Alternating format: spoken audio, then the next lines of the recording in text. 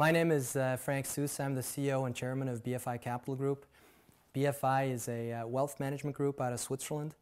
We have offices in Zurich, Zug, Rapperswil, and Etmatingen. We offer a variety of services. Ultimately, if you ask me what we offer, we really help international clients with their jurisdictional diversification, basically helping them to create an offshore plan, structure, and investment strategy that allows them to grow and protect their wealth offshore. If I look at the 10 cornerstones, I think by far the most important element that you have to look for, it sounds very trivial, but it's very, very important, is safety.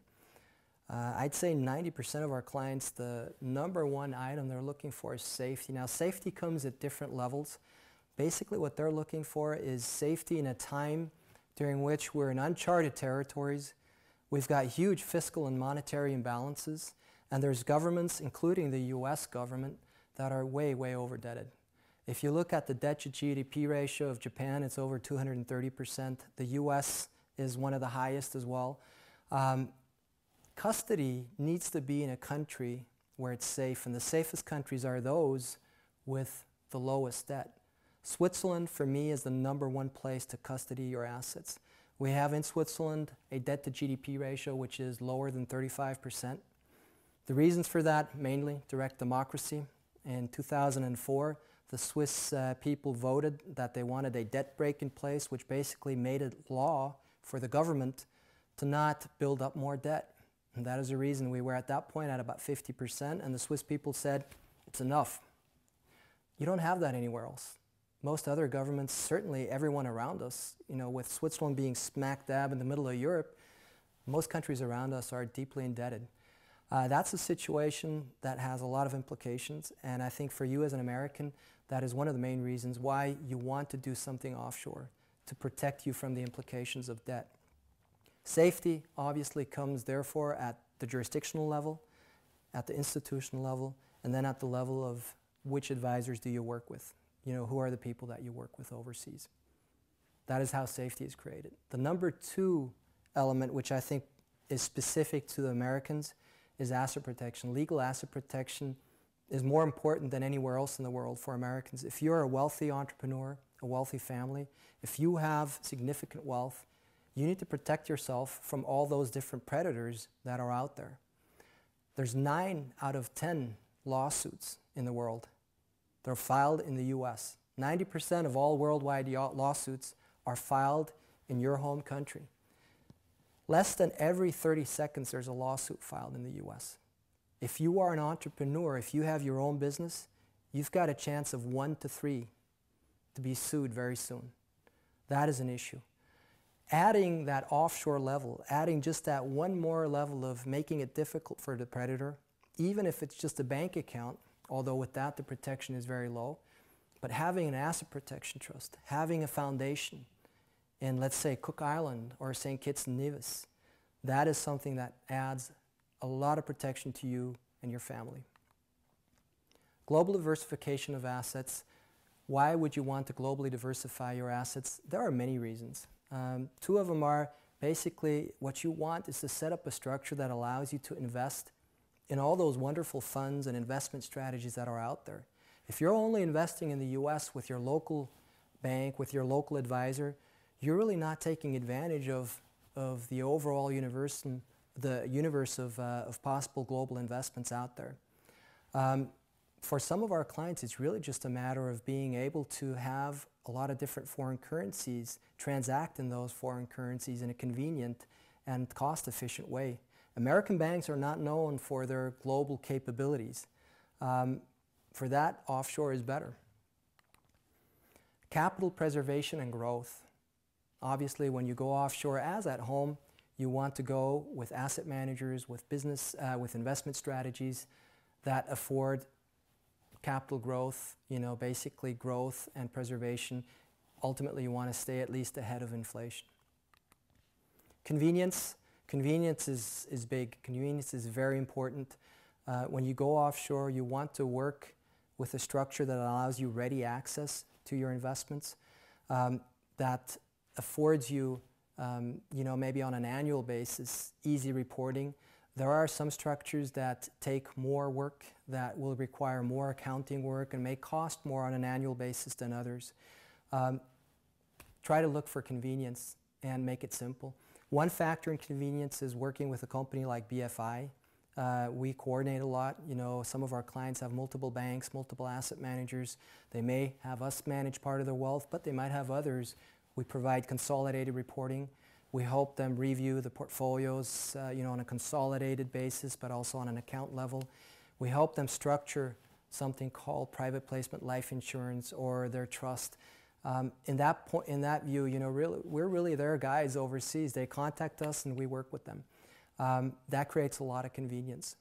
One misperception, again, which I think Americans need to be aware of, is that just because you go offshore, it does not mean that you can't bring the wealth back in. You know, if you have an account, let's say you open a bank account with a bank in Switzerland, within 24 to 48 hours, those assets, you know, funds can be wired to you, to your bank in the US. It doesn't mean because it's over there, it's going to be less accessible. In fact, based on the stories I hear from a lot of my American clients, I think it's more accessible. It worries me to hear that, you know, if you go to your local teller and, you know, you want to pick up $15,000, $20,000 from your account, it's your money. You should be able to just go in there, say, give me my $20,000 and walk away. The reaction you probably get, and I assume you may have had that experience already, is the teller is going to say, sir, could you wait here for a moment? I've got to go and talk to my manager, and maybe that manager will have to go to headquarters. Maybe I'm exaggerating, but from what I've heard is, as far as convenience and privacy, if you want to pick up money, if you want to work with foreign currencies in US banks, it's much less convenient than what you would have if you had your funds offshore with good institutions. Tax efficiency. Obviously, we all know about tax-free compounding. Just because you leave the US, it won't give you any tax efficiency. Tax efficiency comes with proper planning, with proper structuring. There's some tools, some vehicles that will allow for you know, an improvement of your estate tax situation, and there's some that will allow for income tax planning. Doing that properly is important. Important for Americans to know if you do want to have tax efficiency or tax benefits. Just because you leave the US, you're not leaving the US tax code behind. That follows you everywhere you go. Even if you leave the US and live somewhere else, the US is one of 4 countries that will tax you on a worldwide basis, no matter where you live, no matter where you set up your tent. You're going to have to do that annual reporting for Uncle Sam. Privacy. Privacy is very important. Privacy, really, if you think about it, is the twin sister of asset protection, because it really, if no one knows about your assets, no one's going to attack it. Now, some of you will react, and you may have reacted instantly by saying, well, privacy's dead. To some degree, you're right, but it only concerns governments. You know, governments want transparent citizens. They want to know what you have. They want to know what you make. They're kind of bankrupt, you know, certainly financially challenged. So they want access to your wealth. And yeah, it's hard to not let them know today. In fact, I really strongly recommend that you fill in all the forms, throw as much paper at the IRS as you can, let them drown in that paper. What are they going to do with it? There's many other levels, as we're discussing today, of proper planning and, you know, putting up a solid structure offshore, which have nothing to do with the reporting side. And in fact, those things are more important. So privacy is important. It starts with you. You know, keep things close to your vest. It starts with you also in a sense that, you know, let's say you want to do a lot of international investing. Do it out of a structure where you're not doing it in your name. That goes for home as well. If you're doing things in the US, you know, set up an LLC, do the transactions in another person's or in an entity's names. That will already protect you from being too visible. Efficient and secure inheritance.